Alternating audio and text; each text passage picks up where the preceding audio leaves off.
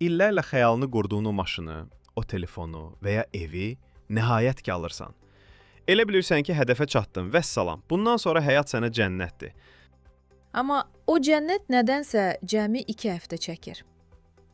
Mən səmimi bir etiraf edim. Keçən il o çox istədiyim telefonu alanda birinci həftə üstündə əsirdim ki, cızılmasın. Ekranını silirdim. 1 ay keçmədi, inanırsan, divana necə gəldi atmağa başladım. Çünki o möcüzə mənə artıq adi bir əşya kimi gəlməyə başladı. İçimdə yenə başqa bir şey almaq istəyi yarandı. Hər kəsə salam. Siz daxilinizdəki o qəribə boşluqlarla üzləşdirən 2 kəlmə podkastındasınız. Mən Vəfa. Mən də Cavid. Bugün həqiqətən hər kəsin qapısını döyən o səmimi etirafdan danışacağıq. Niyə bizim beynimiz bu qədər nankordur? Niyə əldə etdiyimiz heç nə bizi uzun müddətli xoşbəxt edə bilmir? Bugün xoşbəxtliyin arxasındakı o biologiyanı tam söküb yığacağıq. Cavid, bilirsən mən həqiqətən ətrafımda hamıda bunu görürəm. Adam illərlə pul yığır, o evi alır. 1 ay sonra əvvəlki kimi yenə qaşqabaqlı gəzir.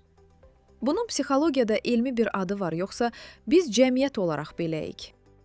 Yox, bu tək bizim yox, bütün bəşəriyyətin problemidir. Bunun çox maraqlı elmi bir adı var. Hedonik adaptasiya.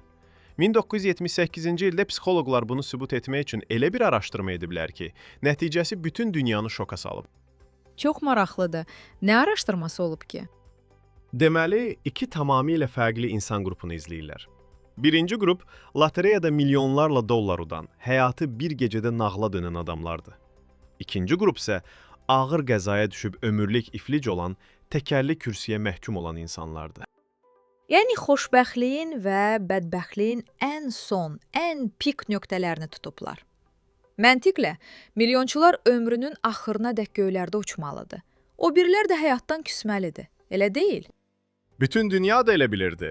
Amma şok nəticə burasındadır ki, cəmi 1 il sonra psixoloqlar qayıdıb onları təkrar yoxlayanda, hər iki qrupun da gündəlik xoşbəxtlik səviyyəsi tamamilə eyni nöqtəyə, yəni köhnə standartlarına qayıtmışdı. Nə milyonlar insanı sonsuz xoşbəxt elədi, nə də iflic olmaq sonsuz bədbəxt. Beyin hər iki vəziyyəti normallaşdırdı və alışdı. İnanılmazdır. Yəni bizim beynimiz hər şeyi avtomatik normallaşdırır. Əslində bu bizim reallığımıza o qədər uyğundur ki, bizdə dəhşətli bir finiş xətti illüziyası var da. Kreditə girim, bir ev alım, rahatlayacağam. O vəzifəyə çatım, xoşbəxt olacağam. Ay sağ ol. Və ən məşhuru, toyum olsun, bitdi. Toy olur, bir həftə sonra oturub baxırsan ki, bəs indi nə edirik? Biz xoşbəxtliyi həmişə gələcəkdəki bir əşyaya, bir hadisəyə bağlayırıq. Çünki beynin dopamin sistemi məsələ qurulub. Sən hədəfə çatdığın an o dopamin ifrazı dayanır. Əldə etdiyinin dəyəri sıfırlanır və sən daha böyüyünü istəyirsən.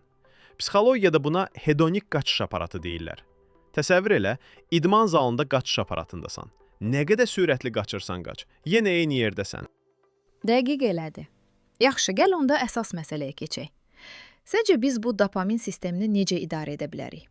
Yəni, nə edək ki, bu sonsuz qaçışda özümüzü itirməyək? Məncə, birinci və ən qızıl qayda budur. Xoşbəxtliyi finiş xəttinə yox, prosesin özünə, yəni yola bağlamaq lazımdır. Paulo Coelho'nun məşhur kimyager əsərində xoşbəxtliyin sirri ilə bağlı möhtəşəm bir hekayə var. Bəlkə də oxumusan. Hə, deyəsən o qaşıqla sarayı gəzən oğlanın hekayəsini deyirsən, düzdür? Ay sağ ol. Müdrik adam oğlana bir çay qaşığı verir, içinə 2 damcı yağ damcıladı və deyir ki, get mənim sarayımı gəz, amma ehtiyatlı ol, bu yağ dağılmasın. Oğlan sarayı gəzir, qayıdır. Müdrik soruşur, sarayımın gözəlliklərini gördünmü? Oğlan deyir, yox, mən ancaq qaşığa baxırdım ki, yağ dağılmasın. Müdrik onu yenidən göndərir. Bu dəfə oğlan heyranlıqla divarlardakı rəsmlərə, bağçaya baxır. Amma qaydanda görür ki, qaşıqdakı yağ dağılıb. Və müdrik adam ona o tarixi cümləni deyir. Xoşbəxtliyin sirri dünyanın bütün gözəlliklərini görmək, amma eyni zamanda qaşıqdakı o 2 damcı yağı da unutmamaqdır. Yəni hədəfin olsun, amma o hədəfə gedən yolda həyatın mənzərəsini qaçırma. Çox əla misaldır. Yəni sən evi almaq üçün işlədiyin o illəri, o mübarizəni sevə bilməsən, sadəcə qaşığa baxsan, evin açarını alanda yaşayacağın o sevinc sənə onsuz da bəs etməyəcək.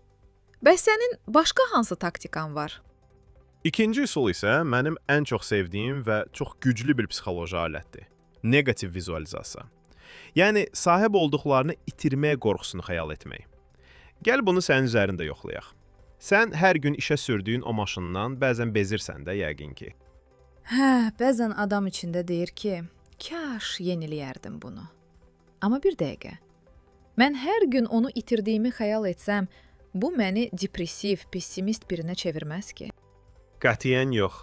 Bu, günlərlə oturub yaz saxlamaq deyil. Sadəcə 10 saniyəlik bir yoxlamadır. Səhər oyanırsan, həmin o bezdiyin maşına minirsən.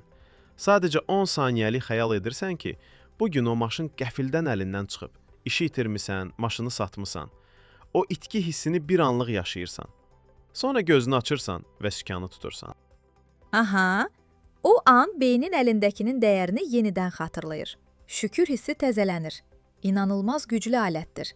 Deməli, biz hər gün daha bahalısına qaçmaq əvəzinə əlimizdəkinin bizdə olmama ehtimalını düşünməklə beynimizə dayan və ləzzət al əmrini veririk.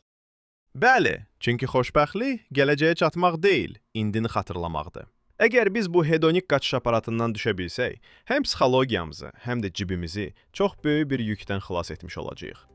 Bugün bizi dinləyib, daxilində o aydınlanma anını yaşayan hər kəsə səslənirik. Sizin o bitməyən, bunu da alım, sonra xoşbəxt olacağam siyahınızda nələr var? Şərhlərdə bizimlə bölüşün. Gəlin o siyahını birlikdə müzakirə edək. Əgər bu epizod sizə yeni bir pəncərə açdısa, videonu bəyənməyi və kanala abunə olmağı unutmayın. Unutmayın ki, həyat finiş xəttində deyil, elə bu an olduğunuz yerdədir. Növbəti həftə yeni bir mövzu ilə eyni kofe masasında görüşənədək. Özünüzə və anın dadını çıxarmağa vaxt ayırın. Hələlik.